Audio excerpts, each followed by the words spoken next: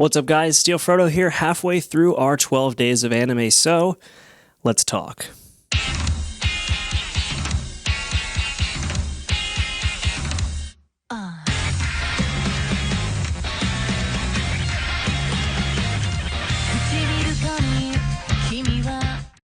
So, Fairy Tail, one of my favorite anime, probably my favorite anime so far, and one of the most popular shows that I do on my channel. It's great. So, how does this prequel series stack up to it? Well, if you're completely caught up with the main story arc, it's great.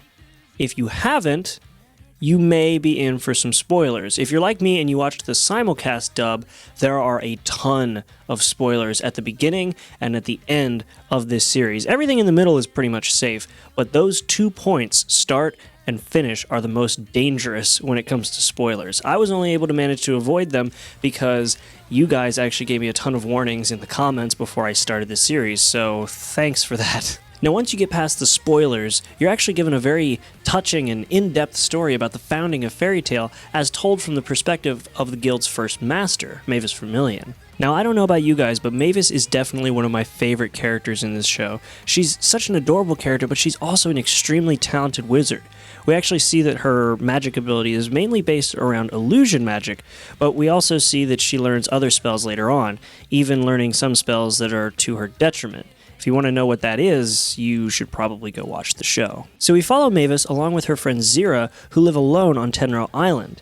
They're the only ones on this island due to a vicious attack that happened by the Blue Skull when they were children. After spending 7 years on this island after the attack, their adventure finally starts. 3 treasure hunters show up looking for the rare Tenro Jade. These treasure hunters are Precht, Warad, and Yuri. If you don't know who these characters are, they're actually the other founding members of Fairy Tail. From there, Mavis proceeds to convince them to take her with them so that she and Zira can leave the island and actually go explore the world. And from this point on, we actually see the relationship between the characters kind of start to grow. Each of them kind of grows a bit more fond of Mavis, and Mavis is very trusting of them immediately, which is kind of just the way her character is. After encountering the main protagonist for this series, we also get to meet up with Zeref, who we find out is actually the one who taught this group how to use magic. It's actually really interesting to see how the wizards of Fairy Tail's history, who we've actually seen move on to be very powerful wizards, started out not knowing magic for a long time, and then were actually taught by the main enemy of the current Fairy Tail cast. I really love how this show gives us more detail into the history of Fairy Tail, like where its name came from and why they decided to settle and build in Magnolia. Fairy Tail is already a great series with a ton of great characters, episodes that are full of action, and a great set of stories. But I always love when stories take an existing world and focus on a different character and tell the story from their perspective. Another example of this is the Mother's Rosario arc in Sword Art Online. It follows Asuna instead of Kirito, and it was a touching and really refreshing story. This is exactly what Fairy Tail Zero is. It's also a touching and refreshing story in the Fairy Tail world. And as for the English dubbing, it's on par with the dub for the rest of the Fairy Tail series, so some people hate it, some people love it.